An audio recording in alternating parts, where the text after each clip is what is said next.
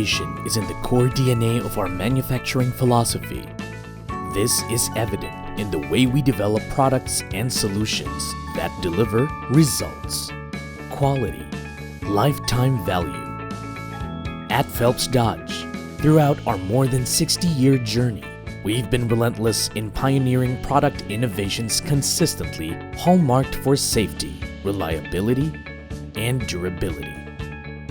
From our world-class products, we have evolved to become a leading total engineering solutions provider integrating supply, design, training, and performance monitoring all in one exceptionally responsive program never done in the wire and cable industry before. Our global certifications and awards are proof to our drive to unleash the best potential of the projects and industries we champion nationwide. Our ISO 9001 certification is a testament to the excellent quality management system of Phelps Dodge as a corporation. We are also certified with ISO 14001, which establishes our strong commitment to environmental compliance and responsibility. This ripples to our market through our RoHS-compliant product outputs, which are free of key hazardous materials, lead-free, and environmental friendly. We achieve all these while adhering to excellent safety and health management standards as certified by our OHSAS 18001 certification. And as a mark of our integrity and credibility, we secured the accuracy of our tests and procedures through our cutting-edge ISO 17025 certified quality assurance laboratory. Ultimately, the overarching value of our continuous innovation lies in our drive to go beyond what is expected of us. We are always a step ahead in accelerating research, investing in high-precision technology, equipping a robust team, and upgrading our processes and systems to achieve breakthroughs that make an indelible impact on our customers and the institutions we serve. Within the perimeters of our 33,600 square meter plant nestled in a vast 18.2 hectares of land, all these revolutionary motions of innovation come alive. Welcome to Phelps Dodge, where innovation happens. Good day mga ka-Bida Builder and welcome to another episode of our Bida Builder Facebook Live. My name is Gilbert Dupitas and it is my pleasure to be your host for this show na ngayon ay tatawagin nating Usapang Kalidad. Ngayong araw, ibabahagi namin sa inyo ang ilan sa mga patunay na mapagkakatiwalaan talaga ang kalidad ng Phelps Dodge wires. And by the way, nandito kami ngayon sa planta dito sa Luisita Industrial Park. Ito yung manufacturing plant ng Phelps Dodge Philippines and we are now airing this live exclusive lang sa ating Phelps Dodge Bida Builder Facebook group. At dahil dyan, magsha-shoutout muna tayo ng mga nanonood. I believe may mga nagko-comment dyan. Shoutout kay Adrian Lekigan ng Davao. Hello, hello. Kay Lorena Payan ng Benguet. Kay Nicole Gutib ng Manila. Hello sa inyo. Magandang hapon or magandang araw kung nasaan man kayong lugar ngayon na nanonood. At binabati natin yung mga nakasubaybay ng mga Bida Builders natin dyan. Meron na tayong ilan na ba yung mga live viewers natin? Mahigit more than 15 live viewers na ang meron tayo. Please i-comment nyo dyan sa comment section kung nasaang lugar kayo ngayon habang nanonood ng ating live para ma-shoutout namin kayo at para magkaroon kayo ng chance manalo sa ating raffle draw mamaya. I-comment nyo dyan, watching from, let's say, watching from Cavite, watching from Bulacan, Muntinlupa. I-comment nyo dyan dahil mamaya ililista namin yung mga pangalan ninyo and then bubunutin natin para manalo kayo ng GCash worth 200 pesos. Ayan. Stay tuned dahil mamaya may mga bubunutin tayong masuswerteng pangalan sa ating comment section and just like our previous Facebook live shows, may mga papremyo tayong GCash na yun nga, 200 pesos. At mayroon din tayong question and answer mamaya na ang mananalo ay papadala namin na exclusive Phelps Dodge merchandise. Diba? Exciting! But before we start with our discussion, baka may mga pwede kayong ihabol na mga kakilalang electricians or mga electrical practitioners na sumali dito sa ating Phelps Dodge Be The Builder Group. Baka may mga ihahabol pa kayo, i-share nyo tong link ng ating group. And then sa mga currently mga members na sa ating Facebook group, makaka-experience kayo ng community of electrical practitioners, particularly mga electricians. At ito yung mga benefits na makukuha nyo. Nasa screen, may mga libre tayong seminars and workshops. Meron din tayong mga community meets. Ito yung mga gatherings ng mga electricians at mga Facebook live sessions katulad ng ginagawa natin for today. Meron ding mga plant tours. Recently, nagpa-plant tour tayo sa mga members ng Be The Builder at mga freebies na pinapamigay exclusive sa mga members ng Be The Builders at mga sponsorships na mga gustong maging registered master electricians. And aside from that, pwede rin kayo magkaroon ng mga postings dito sa ating Facebook group at magkakaroon kayo ng mga chance to have network of other electrical practitioners para mag-comment sa mga questions ninyo. Halimbawa, may mga gusto kayong isang guni na mga kung paano ba i-install yung ganitong bagay or may mga questions kayo na gusto nyong mag-seek ng help, professional help. Ayan, meron tayong community ng mga electrical practitioners na tinatawag nating Be The Builder Group. Ayan. At habang nag-i-invite kayo ng mga kaibigan, kapamilya, kakilala ng mga interesadong sumali dito sa ating Facebook group, kilalanin muna natin ang ating napaka-espesyal na guest para sa topic natin na pag-uusapan ngayon na Usapang Kalidad. Sa mga nakapanood na last time sa ating episode na Usapang Garantisado, yung title natin last time, malamang familiar na kayo sa aming special guest dahil siya rin yung ating guest last time at napahaba yung kwentuhan namin last time na nagkaroon tayo ng another episode para ituloy yung ating naputol na discussion.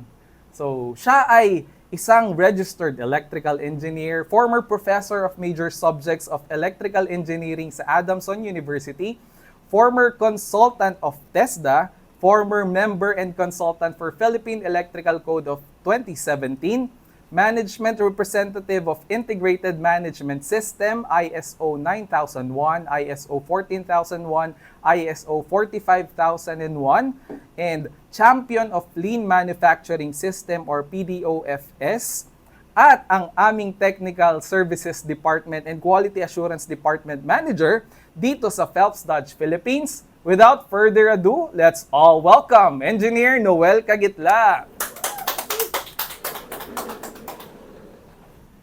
Hi Sir Noel. Yes, Ayan, good kamusta? evening again. So, Opo. I'm here to share to you some of our, yung usapang kalidad.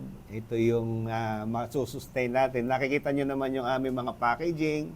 One-time investment, lifetime protection. So, share namin sa inyo na yung mga, yung lifetime of protection na yun by itong ating usapang kalidad doon sa mga additional testing na ginagawa namin para masustain yung aming battle cry na yon. Na quality, yes Na sir. quality, At dahil yes, napag-uusapan nga Sir Noel yung kalidad nga ng Phelps Dodge, gaano ba kaimportante yung paggamit ng electrical wire na dapat pasado sa standards, yung mga quality standards na sinet ng mga quality certifying body? Gaano pa kahalaga yon?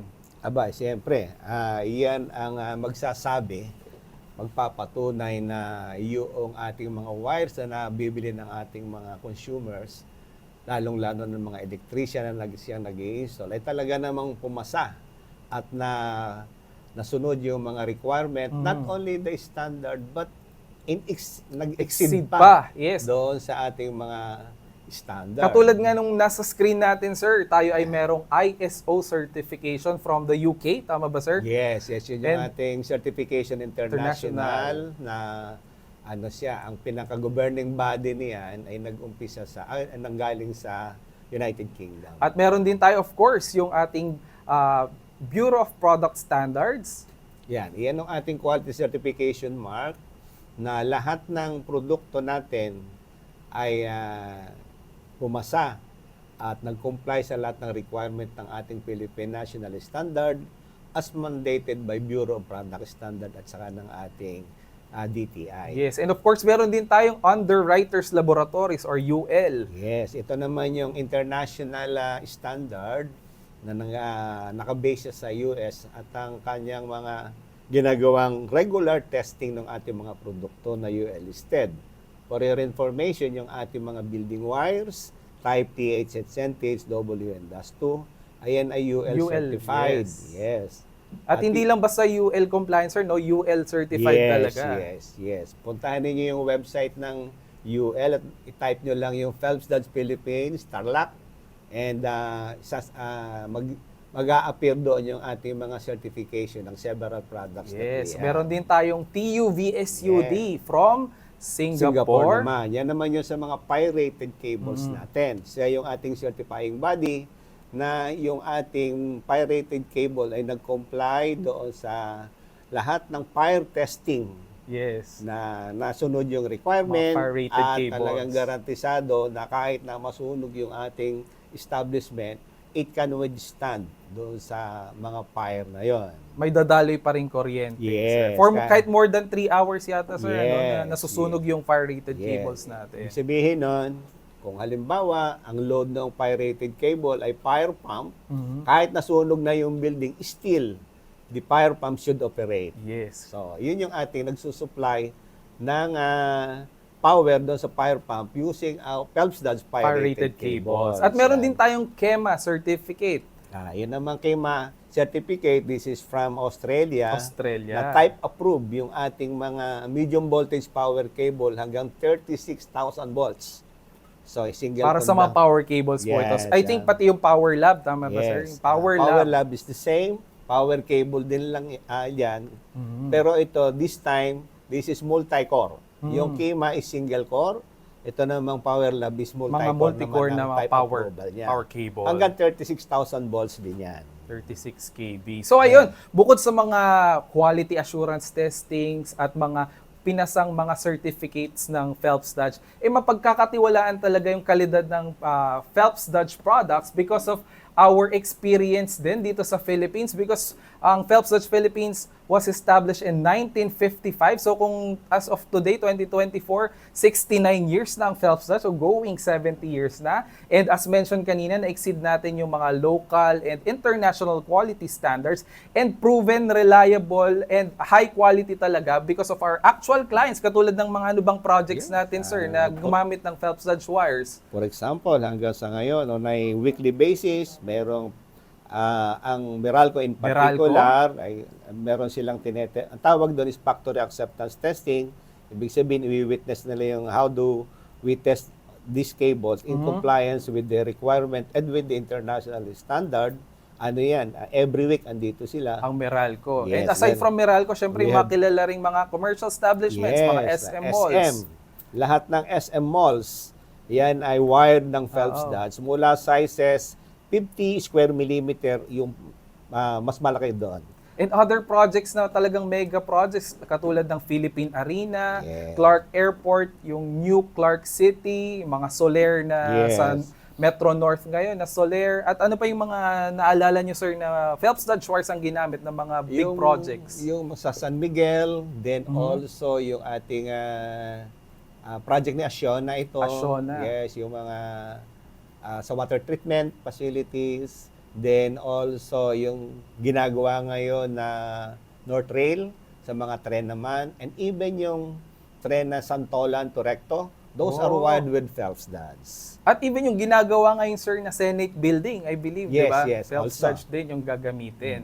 So ayan, dami nating patunay na talaga ang kalidad ng Phelps Dodge ay mapagkakatiwalaan. At mamaya, may mga ipapalabas din kaming mga videos ng ilan lamang sa mga quality assurance testing na ginagawa naman namin dito sa planta ng Phelps Dodge. Pero bago yan, bumunot muna tayo ng 2 lucky winners sa ating raffle draw. So ang gagawin natin, di ba naman, nabanggit ko kanina yung mga nag-comment dyan sa ating comment section. I-comment nyo kung nasaang lugar kayo ngayon na nanonood. At sa mga nakapag-comment na, nilista na namin. At bubunutin natin ngayon ang first 2. Tama ba? 2 muna yung bubunutin natin. Sir, please do the honors. Bumunot muna tayo ng 2. 1. And 2. Okay. Tignan natin kung sino tong 2 winners na to, ano? Ang unang nanalo ay Renzel Iglesias ng Pangasinan. Congratulations! Yay! At ang pangalawa, congratulations kay Janier Bulosan ng Paniki, Tarlac. Uy, malapit lang dito. Nandito kami by the way sa Tarlac, guys. So dalawa, congratulations sa dalawang nanalo. At hintayin nyo lang mamaya na may mag-message sa inyo para mag-claim ng inyong prizes. Okay, congratulations!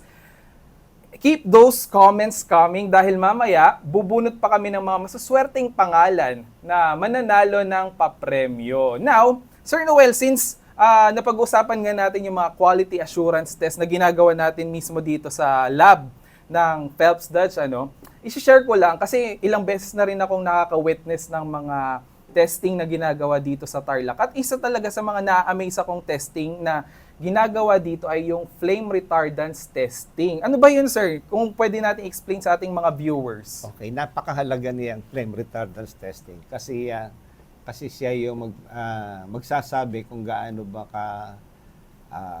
ganda yung kalidad ng Phelps Dodge wires pagdating na sa fire. Ang ibig sabihin niyan, susunugin natin yung kapirasong wire, tapos uurasan natin yon. Then, titingnan natin gaano ba siya katagal bago mamatay yung apoy. Dapat yan self-extinguishing. Ibig sabihin, pag sinunog, kusa siyang mamamatay dapat by himself. Yan ang nature ng ating wires na Phelps Dodge. Flame Ngayon, retardant. yung yan ang tinatawag na flame retardant. Mag-i-introduce tayo ng fire doon sa wire ng 5 beses na tigpi 15 seconds. Dapat mamatay siya ng not more than 60 seconds. Yan ang standard.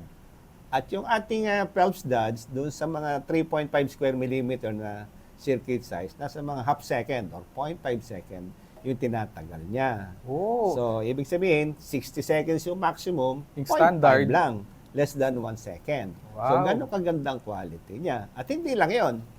Dapat, habang nasusunog siya, siyempre, pag nasunog, merong mga as at saka mga glitters na bumabagsak. Mga droplets. Mga droplets. Yes. Doon sa baba, doon sa ilalim noong test equipment na yun, meron doong cotton or bulak. Naka-scatter yun doon sa surrounding niya. Dapat pagbagsak doon noong mga remnants nung nasusunog na Phelps Dodge wire, dapat hindi siya mag-ignite. Yun ang dapat. Kasi yun ang spread ng fire. Ibig sabihin nun, kumbaga merong carpet, Oh, in reality, merong yung mga actual combustible materials sa actual installation doon sa lugar na yon, merong mga wood or any other type na madaling masunog. Ibig sabihin nun, hindi siya pagmumulan ng apoy because of nasusunog na wire. Ngayon, other than that, doon sa testing niya, meron namang plug sa ibabaw. Ibig sabihin nun, habang nasusunog yung wire, dapat hindi sunugin yung plug doon sa ibabaw.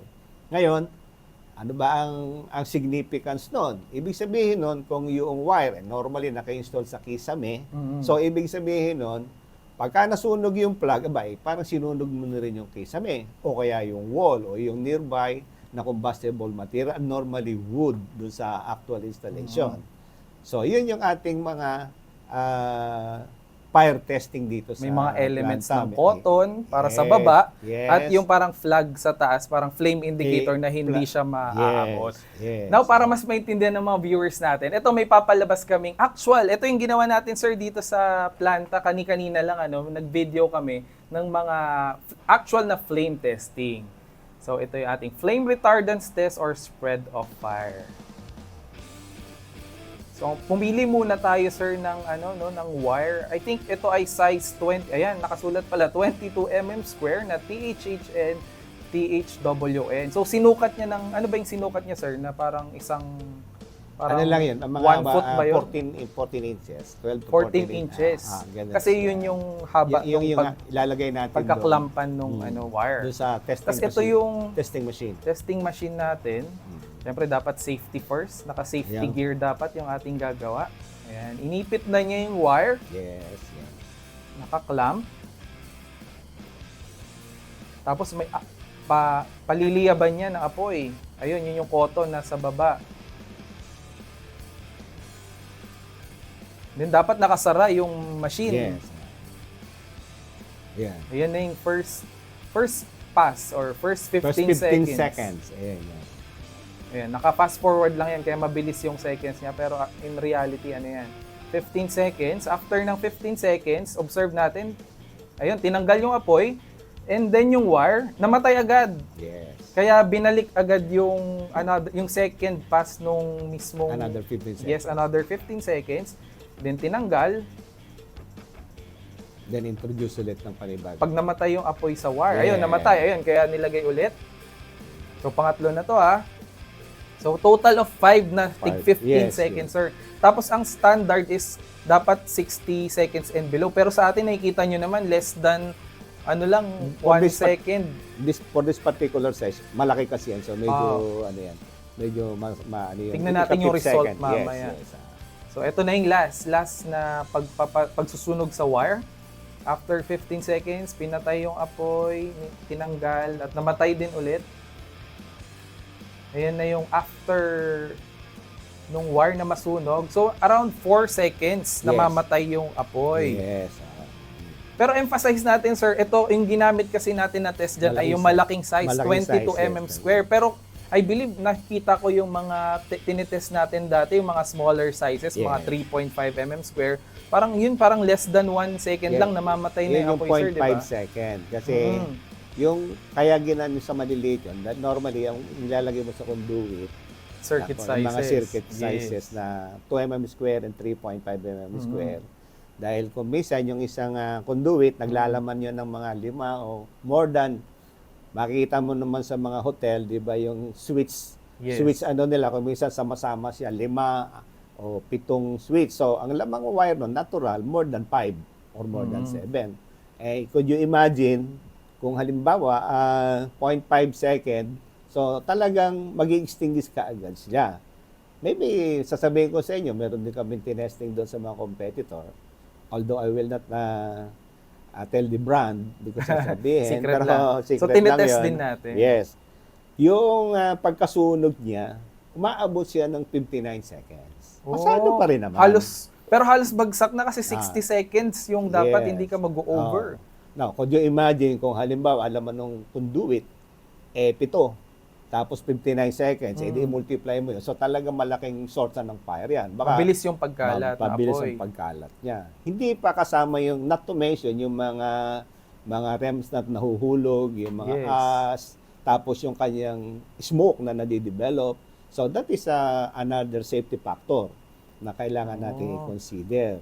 At iyon ang tinetesting ni Phelps Dodge. Lahat ng wires na lumalabas dito are tested for that particular type of testing sa flame testing or flame retardant testing. So yun yung implication nung dapat pumapasa ka sa flame retardants para yung pag nagkaroon ng sunog, wag naman sana magkaroon ng sunog sa bahay, no? Pero at least kung flame retardant yung wire na nagamit sa bahay, hindi siya yung mabilis magkalat ng apoy. Na nakita naman natin sa test na even yung pag-drop nung mga remnants or mga droplets sa cotton, hindi nag-spread ng fire, sir, di ba? Yes. So dahil nga flame retardant, it's because of the PVC, sir, tama? Yung ginamit na PVC insulation. Flame retardant. Now, tingnan natin sa ating comment section. Baka may mga questions kayo about sa flame retardants. We would love to answer all your questions or something na gusto nyong i-clarify about flame testing. Meron ba tayong question dyan sa ating comment section? Ayan, nakikita ko ang daming nagko-comment. Sir, ito, magandang sagutin tong question muna. Ito ni Sir Anthony Soon or Anthony Soon. Is there a difference if the wire has current load? Kapag siguro itong tinest natin na flame tester ay walang load to. Yun. Ano bang pinagkaiba kapag may naka-load, sir, versus sa ito tinest natin? Meron pagkakaiba ng konti kasi depende doon sa current load. Kung halimbawa, ang load, kasi nag-a-add ng heat yon.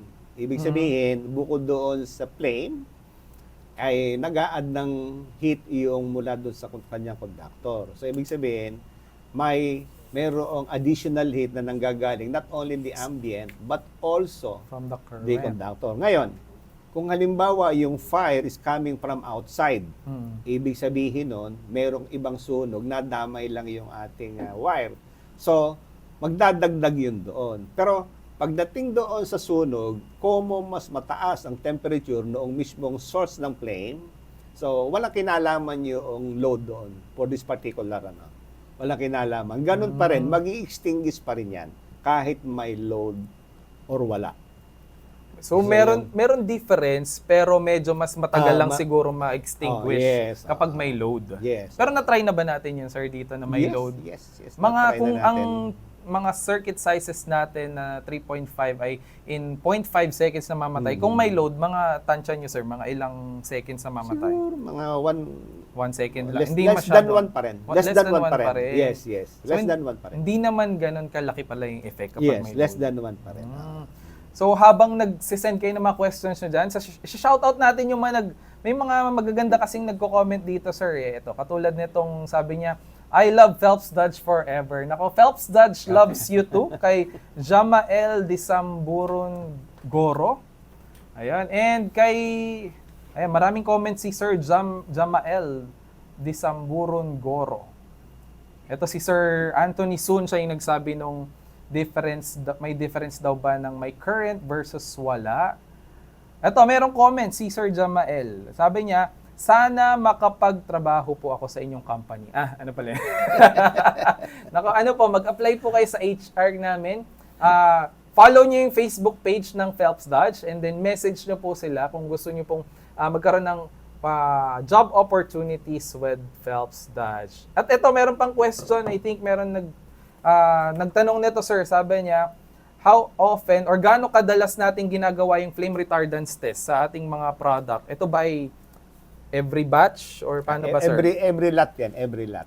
Every lot, meaning? Every lot. Ibig sabihin, kung halimbawa, isang size, 3.5 mm square, meron dong ilan ba magagamit niyang material. For example, at doon sa particular size na yon, gagamit ka ng isang toneladang PVC insulation. Yun yung isang lot, yung isang tonelada na yun. For that particular, siguro I could easily say na sa mga 5,000 boxes, yun, magte-test ka ng isa nun.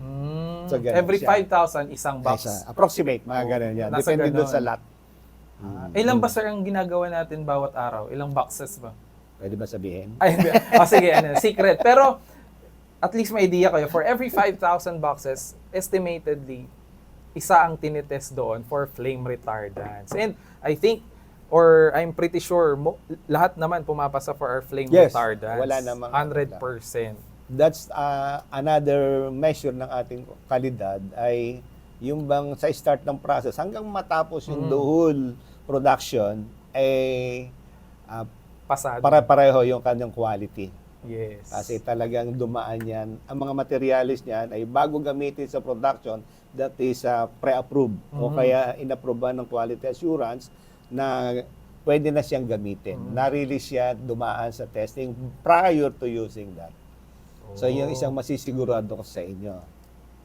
Ayan. At dahil, sir, ang daming nagko-comment dito, yung iba mga I love Phelps Dodge yung mga kino-comment. At dahil ang daming nagko-comment, ayan, nakikita ko maraming nagko-comment ng kanilang location din. Bubunot pa tayo ng isang lucky winner ng ating, sir, isang lucky winner ng ating raffle draw. Yung mga nag-comment ng lugar kung nasaan sila.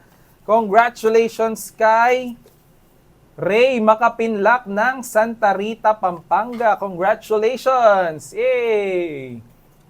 Okay. At sa mga viewers natin dyan, humabol pa kayo dahil mamaya bubunot pa tayo ng 2. So 2 na kasi 5, total of 5 yung mananalo ng 200 pesos na worth of GCash prizes. So nakatatlo na tayo so far. Mamaya bubunot pa tayo ng 2 lucky winners na magko-comment ng kanilang location habang nanonood ng ating live. So ayan, Sir Noel, bukod sa flame retardance testing, alam ko marami pa tayong ginagawang mga testing dito sa ating lab, At ilan lamang dyan ay of course, yung flame retardance. At balita ko meron din tayong prepare na video for the heat aging test and tensile strength test. Now, sir, ano ba yung heat aging test? Ano ba, para saan ba yun? Yung heat aging test, iyan yung parang accelerated testing.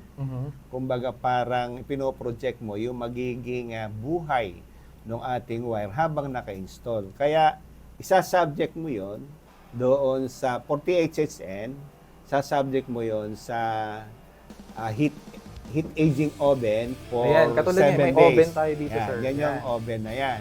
7 days. 7 days. Na ang temperature niya, 48 Celsius, is 136 degrees centigrade. 136 degrees. Yun. Iyan, kinukondisyon yan dyan. Kung nakikita mo naman, umiikot yung wire sample. Tapos, yan, nakita mo kung start date, kung anong date yan, then bibilang ka ng 7 araw. At iyan, ay monitored yung temperature. Walang patayan yun, sir. 7 days. Walang patayan, 7 days. Wow. Control din yung kanyang hangin. Ibig sabihin, para bang ini-imagine mo na naka-install sa conduit at saka naka-install din doon sa ating kisame na medyo merong may hangin konti. Then, apektado din yun ng hangin na mainit galing naman doon sa bubong ng yung yero natin. So, gano'n natin tinetesting yan. Pagkatapos noon, saka natin i-measure ano ba ang tensile strength at saka elongation after aging. Yun ang magdidikta ngayon kung unang-una kung pumasa ba siya sa requirement ng standard. Sabi ko nga, more than the standard yung Phelps Dodge wire sa aming lahat ng testing namin, lahat ng data namin ay na-exceed pa. Yes. Mamaya lalabas diyan yung tensile yung tensile strength. Ang measure niyan kapag ka-aging is the retention. Para bang sinasabi mo na kung 7 days, ito, pause natin yan. Pause natin yan. Okay. Ito na yung tensile strength, 130% ang kanyang retention. Ibig sabihin niya, ang noong bago isalang doon sa ating thermal heat aging oven, ang kanyang bumaba siya ng 130%. So, ibig sabihin, ngayon, ang standard niyan is only 75%. So, almost double. So, ganun din naman ng elongation, 100%, pero ang standard niya is 65% minimum. So, ibig sabihin, na-exceed pa rin niya yung kanyang tensile strength and elongation retention after mag-heat aging. May heat aging test. Yes. So, ano ba significance niyan? So, bukod doon sa parang sinasabi natin na ang rule of thumb niyan para bang kada araw 7 taon. So 7 days times 7 days 7 hours kasi yan, 7 times 7. So 50 years or 49 years. 49 years. At proven yan. Saka sir, 136 degrees Celsius kasi ito. In reality, hindi naman tayo maabot ng 136 degrees. Kaya sabi nyo proven kasi 'di ba meron tayong case dati ng bahay na 45 years. 45 years na naka-install doon sa bahay, kinuha namin yung wire sample mismo, yung wire sample, tapos tinest namin sa laboratory at after 45 years, ang kanyang mga tensile and elongation properties ay parang brand new. Yes. Ibig sabihin, kung i-reinstall mo yan, pwede mo pang gamitin. Tumagal ng another more than 40 years. Now, ito naman sir yung tensile strength, naririnig na natin kanina yung dinidiscuss natin. Ito yung separate testing naman natin ng tensile strength ng anong size ba ng wire to? I think 3.5 yan. Ito sir, itong tensile strength naman, kapag hindi siya galing sa heat aging test, anong naman yan? Kapag pumasa ka dyan sa ganyang klaseng test. Ang significance naman yan ay para sa mechanical naman na property noong ating mga wires. Mechanical property. Yan yung ability ng wire to withstand the mechanical abuse na ginagawa nating mga electrician.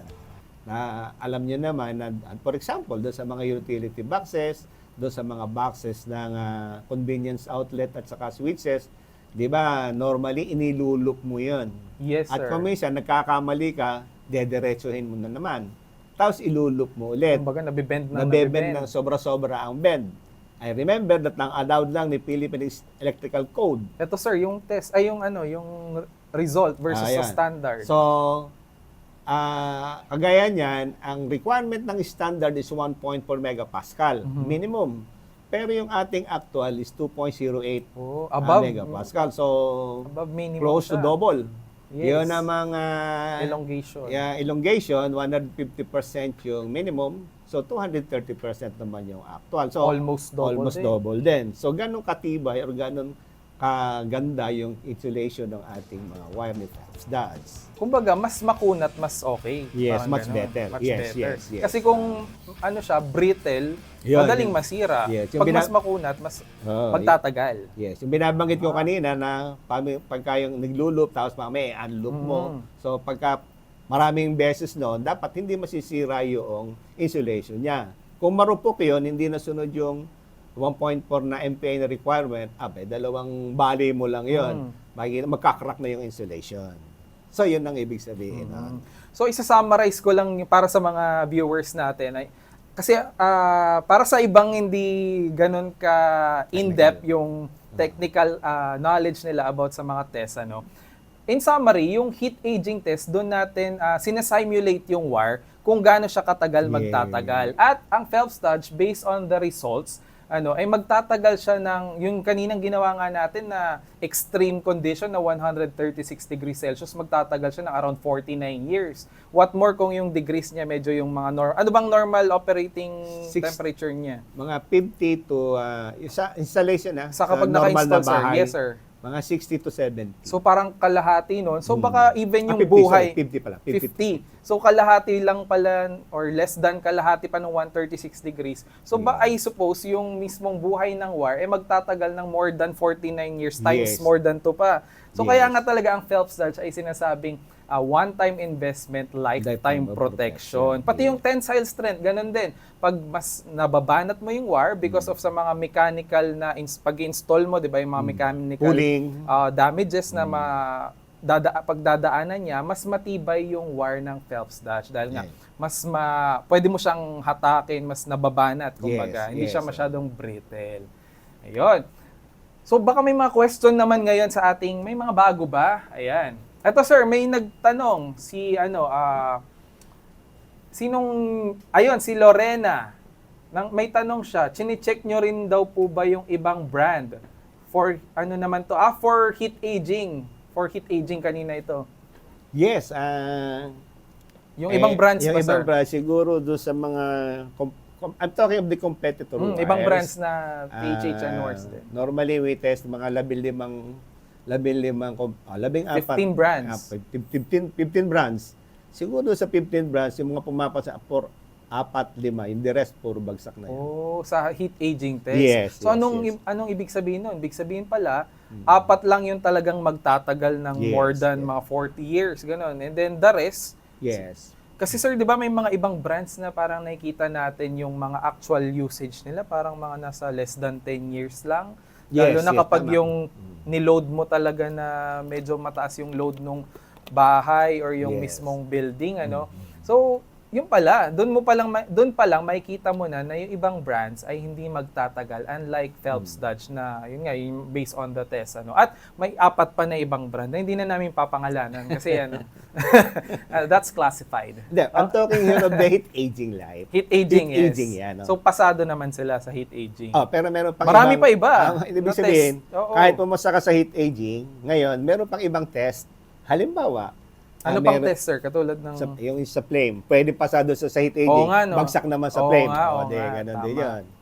Meron namang pasado ko sa heat aging, bagsak naman sa insulation resistance. Yun. So, when it comes to heat aging, 4 lang yung pumasa. At baka yung 4 na yun, bumagsak pa sa ibang test naman. Okay. Yun ang ibig sabihin. Ito may another comment, sir. Kailan ang schedule ng plant tour? Sabi ni Ronel. Naku, alam niyo po, since member na kayo dito sa Be The Builder, keep posted lang, mag-browse kayo always dito sa ating Facebook group. Kasi minsan, ina-announce namin dyan na may mga scheduled plant tour tayo. Pero, alam niyo kung excited talaga kayo na makapunta dito sa aming planta. I believe si Ronel ay nakasulat ba kung saan siya galing? Pero si Sir Ronel, di ko kasi nakita na dito. Pero kung Sir Ronel, kung taga saan man po kayo, pwede kayong makipag-ugnayan sa Facebook page ng Phelps Dodge and then sabihin nyo lang kung taga saan kayo para i-connect kayo. Ayan, taga Quirino daw, taga Quirino Province. Ayan, sino bang kaninong area ang Quirino? Para i-connect kayo sa sales specialist na pwedeng matulungan kayo na mag-schedule ng plant tour dito sa Phelps Dodge. Meron pang another question, sir. Ano pong mangyayari if during testing nag-fail po anong test kaya ang sinasabi niya? For example, yung Any? ano na lang, yung Any test? heat aging. Ay, hold yung buong lock na yun. Naka-hold yung buong lock. Ah. B7. I-scrapin yun. Pero nangyayari ba yun sa Phelps Dodge, sir? Wala. Walang ganun. Wala pa kami pag sa heat aging. Heat aging. Ah. Kunwari, tensile strength, meron, Walang ganun. wala naman. So, Wala. kung magkaroon man ng ganong pangyayari, syempre i-hold yung buong lot, yung parang ibig sabihin ng lot ba yung buong production Yes. batch, yung Yes, parang yes. batch niya. Naka-hold yun. Mako-hold Yes, yun, and syempre siguro mas rigorous yung testing na gagawin sa mga naging output ng batch. Yan naman, na yun. mangyayari lang yan pagka hindi pre-approve yung mga insulation. Yung mga material na Yung mga ginamit. materials na ginamit. Pero dito naman, even di ba sir, nabanggit nyo last time, even the material na gagamitin, marami ng test na pinagdaanan Yes, yan. So, may pagdating na sa type approval production, yun sa atin. yes. Kumbaga, Phelps Dodge pre-approved na yan. Pero at salamat sa pagtatanong kay Rhea ng Ifugao. Kasi siguro na-curious siya, baka nag-fail daw ang Phelps Dodge sa ibang mga test. Now, before we proceed, shout out ulit sa mga nagko-comment dyan. Si Consolacion Jason ng Malabon. Viewer from Japan, sino?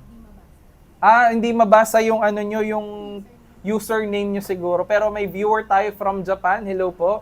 Raymond Cuabo ng Samal Island. Kay Crisanto Boposo Jr. ng Legazpi City. Nakarating na tayo ng Bicol, sir. Kay Aldo Solomon ng Muntinlupa. Kay Santos Vic ng Quirino Province. Jamael, ayun, yung kanina nagko-comment. From Surigao del Sur pala si Sir Jamael.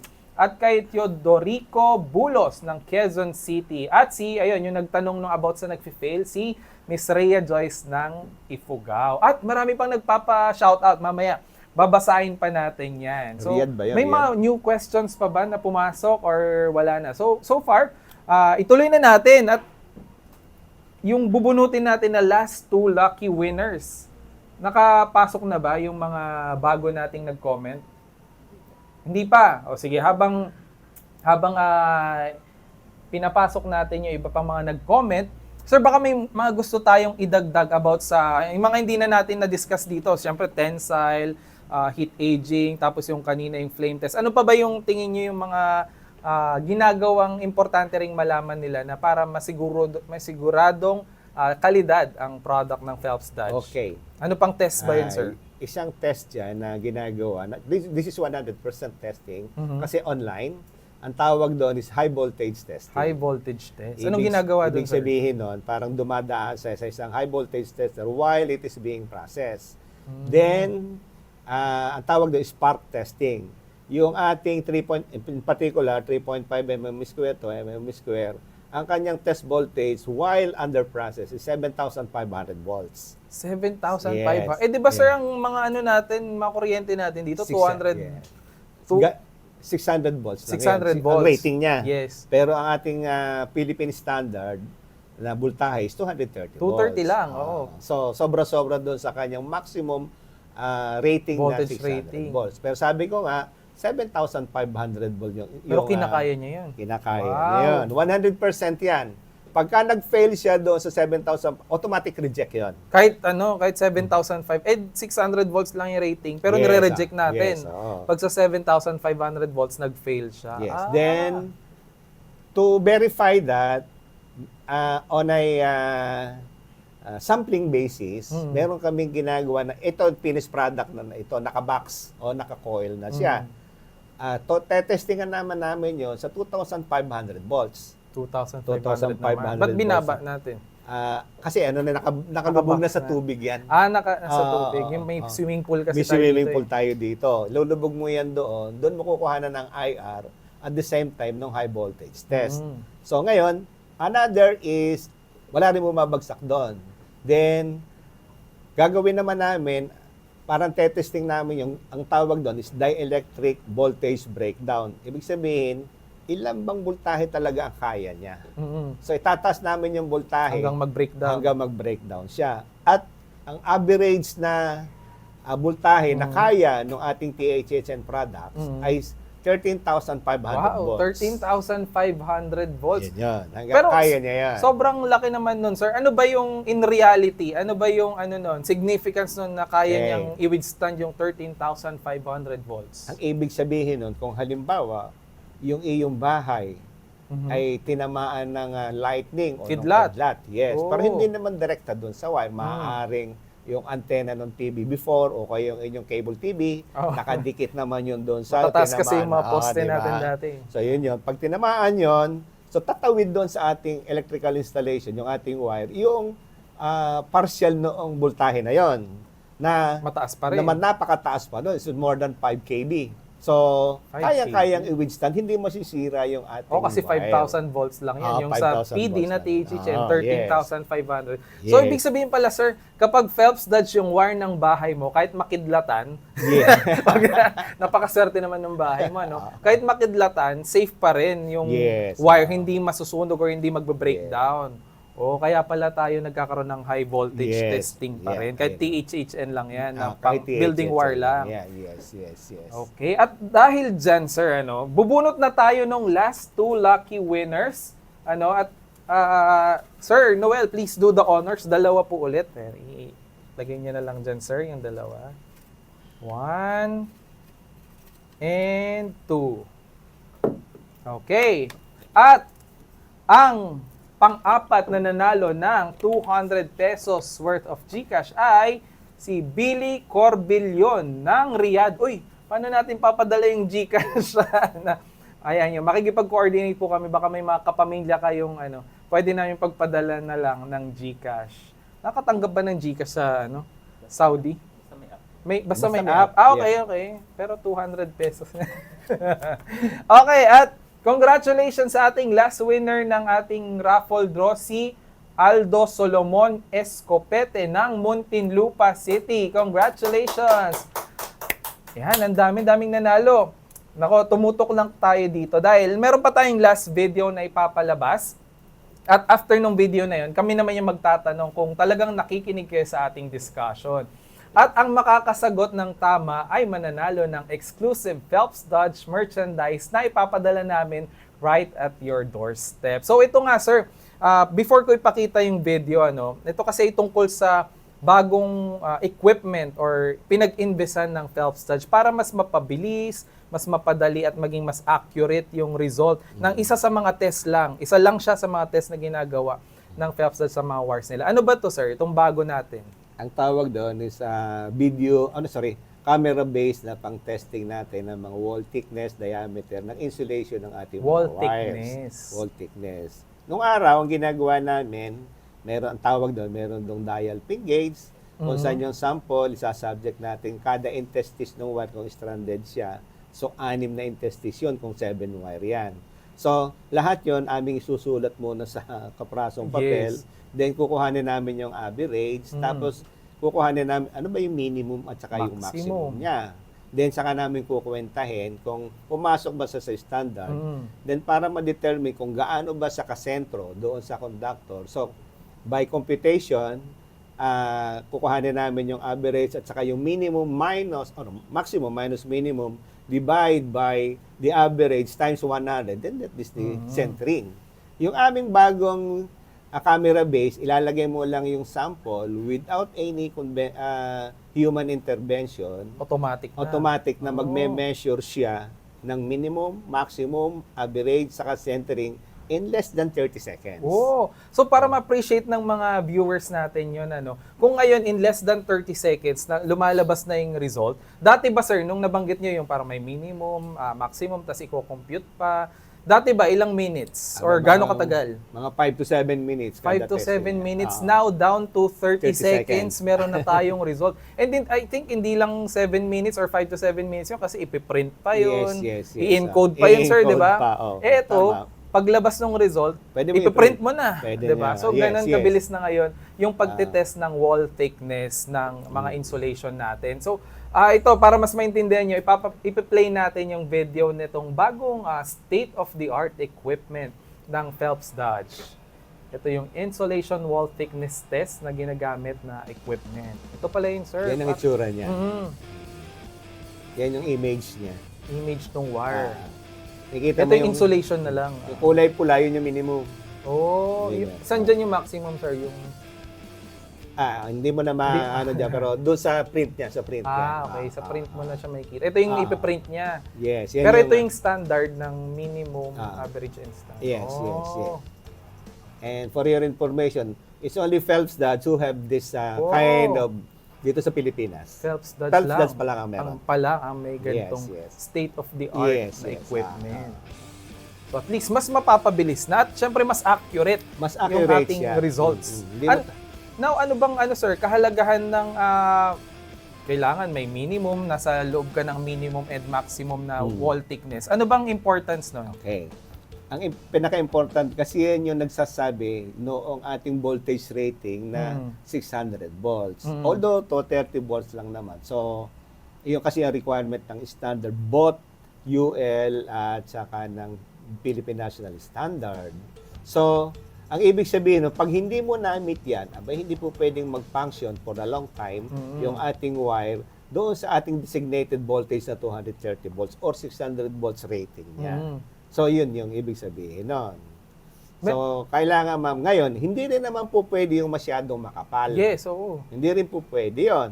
Sasabihin na ba, di ba mas better kung makapal? Yun. Diba? No. Kasi ang mangyayari naman, kung ikaw ay, ang installation mo ay nasa conduit, siyempre, sisikip naman yung ano niya. Masyado magiging crowded yung iyong conduit. So, madali siyang uminit. Iyon yun. Tama ba, sir? Another thing is, kapag masyadong makapal daw, mas prone to pag nasunog, mas matagal pa siyang maapula yung apoy doon sa wire. And one more thing is, kapag masyadong makapal yung insulation, mas prone to brittleness daw siya. Yes.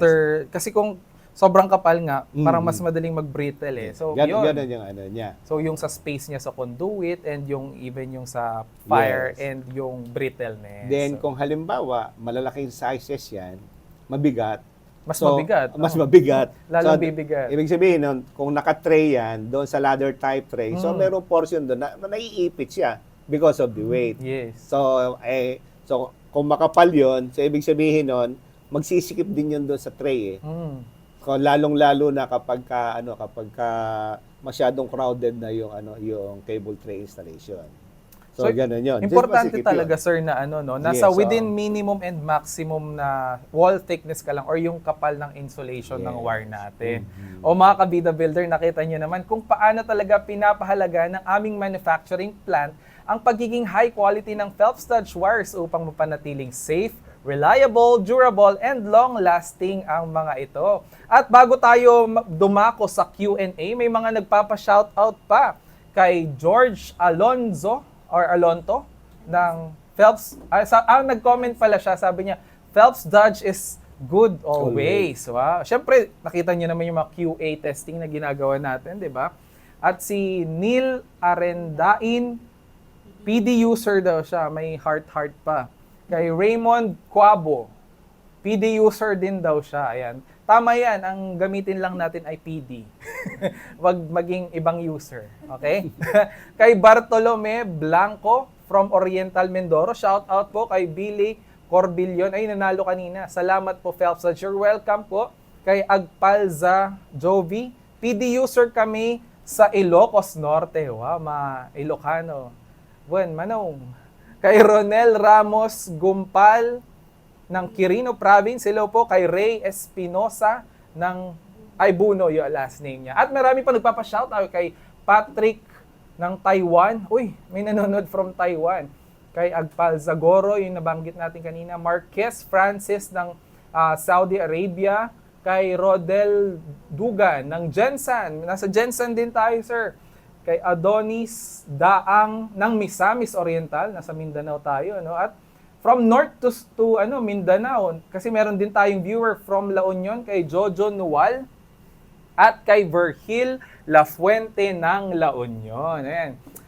Tingnan nga natin, maraming nanonood eh. Tingnan natin kung talagang nakikinig kayo sa mga discussion namin kanina. Ako naman ang magtatanong ngayon. At paunahan kayong sasagot dyan sa comment section.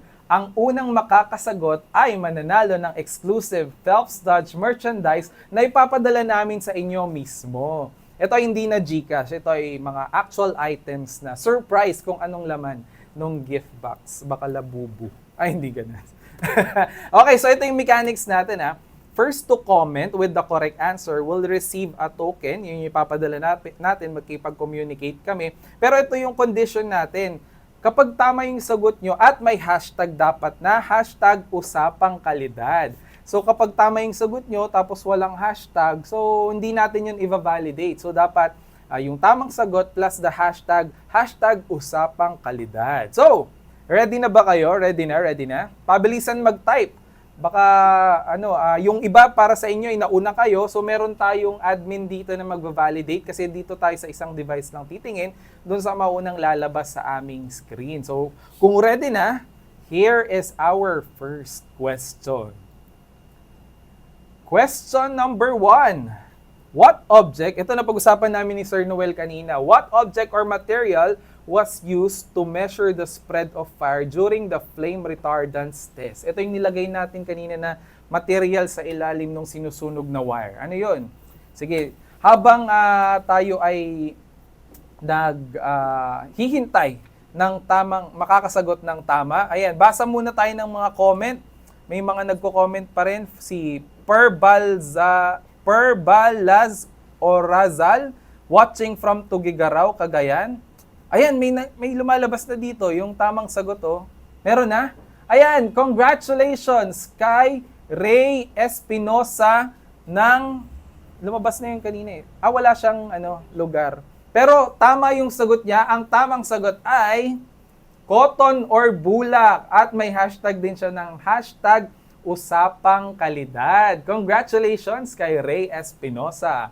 Now, let's move on to our next question. Question number 2.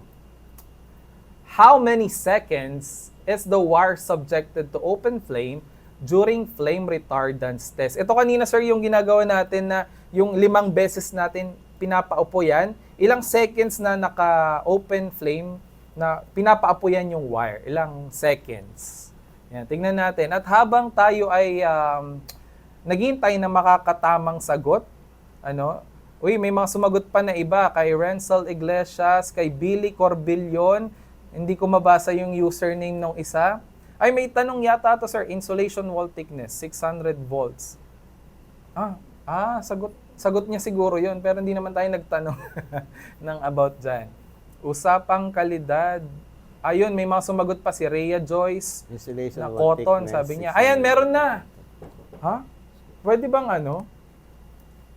Pwede siguro oo nga, sorry, hindi kasi natin kanina yung mechanics na dapat one answer kapag nakatama na at nanalo na rin sa previous na sagot ay Disqualified na muna. Yes, let's give chance to To others. others. So ang sumunod na nakatamang sagot ay kasi yung nakatama na rin nabunot na rin kanina yung isa eh. May sumagot ng 60 seconds. Ayun, yung isa ay kalidad, 5 seconds. Naku, dagdagan nyo pa po. Yung mga hindi pa nakapanalo kanina or yung mga hindi pa nabunot din kanina, ang may chance na sumagot, dagdagan nyo yung 5 seconds. Nakita nyo na, may sagot na dyan na tama, pero ang bubunutin natin yung unang hindi pa nanalo kanina. Para let's give chance to others naman. Yung sa Saudi, Yung sa 60, sir, sabi niya eh. Si Billy, nako, bawasan niyo po. Ilang seconds? Nako, bitin.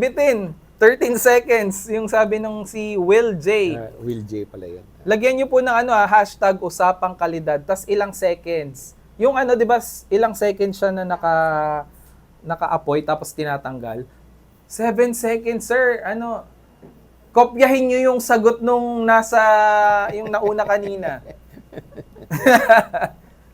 Medyo kulang pa. Dagdagan natin. Doblehin nyo doblehin nyo yan, yung 7 seconds. Tapos, ayun, yung hindi mabasang username. From Japan.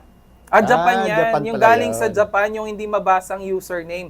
Ang tamang sagot ay 15 seconds. Congratulations doon sa, pasensya na po, hindi kami nagbabasa ng Arabic na name. Arabic ba yan? Pero, hintayin nyo pong i-message namin kayo para maklaim nyo ang inyong PD Merchandise. Sana taga Pilipinas lang kayo kasi mahal magpa DHL.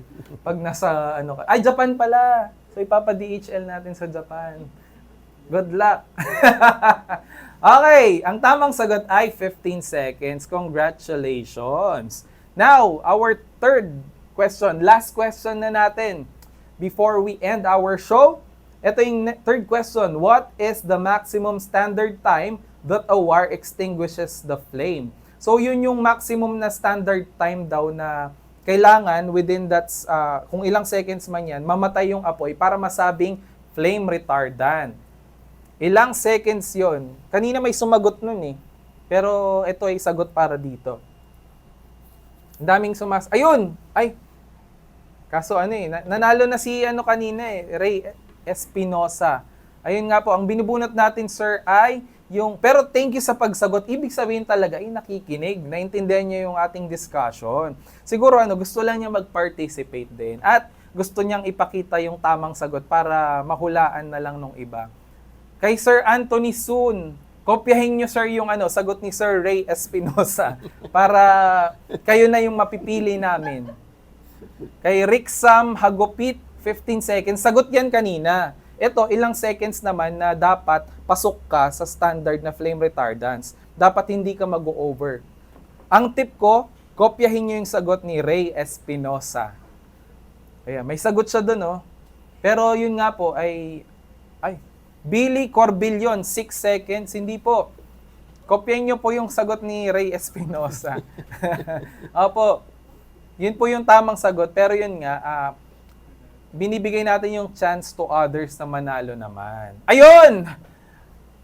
Finally! Meron na, di ba? Kay Anthony Soon, usapang kalidad, 60 seconds or below 60 seconds.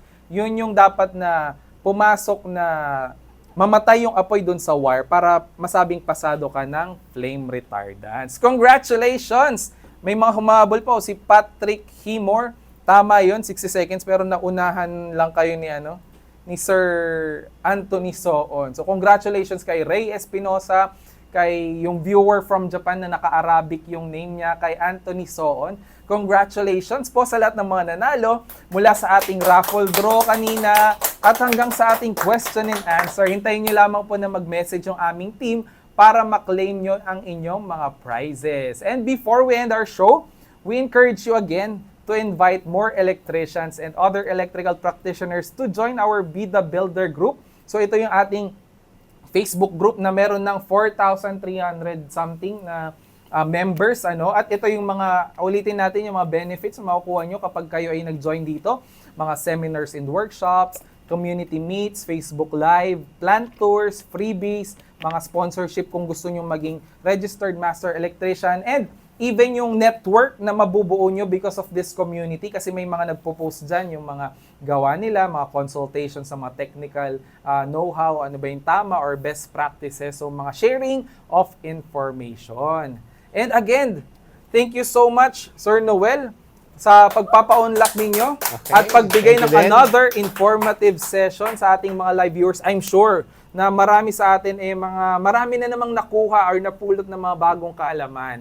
Sir, any parting words before we end our show? Okay, so again, maraming salamat sa inyo and thank you also sa inyong lahat for giving me the opportunity para i-share ko sa inyo yung mga additional usapang kalidad ng aming Phelps Dodge wire. Marami pa yan. Yes, and, marami pa. Marami pang mga testing yan. Iniisa-isa lang namin yan doon sa, kumbaga, yung mga importante. Mm-hmm. Na, kasi, yung wire, napakadami ng testing na ginagawa bago siya mabuo. So, again, magandang gabi sa inyong lahat and hopefully, ang dami ng mga good comment dito. Yes, mga ang dami, sir. user, then, dami pa, PD user kami dito sa, ayun, sir, Phelps Dodge Quality Wire. Thank you very much at hopefully naibigay ko sa inyo yung mga na-share ko sa inyo ang other quality ng aming mga wires, paano ito ginagawa at nakita niyo naman bago lumabas ito, dito ay talaga namang nakasunod siya and even exceeded the requirement ng ating standard. Not only our local BPS, but also our international na isa nagpapatunay din yung aming UL certification. Yes. So, once again, thank you very much at saka magandang gabi. Thank you, Sir Noel. Ayan. At sa mga members natin dito sa Be The Builder na nakatutok hanggang ngayon, abangan nyo lamang po ang mga announcements para sa mga susunod pang events at programs ng ating Phelps Dodge Be The Builder Group. And that concludes our show for today. This has been your host. My name is Gilbert Dupitas, together with our QA and TSD Department Manager, Sir Noel Cagitla. Maraming salamat po at Bye-bye. kita-kits next time mga ka-Be The Builders! Yay!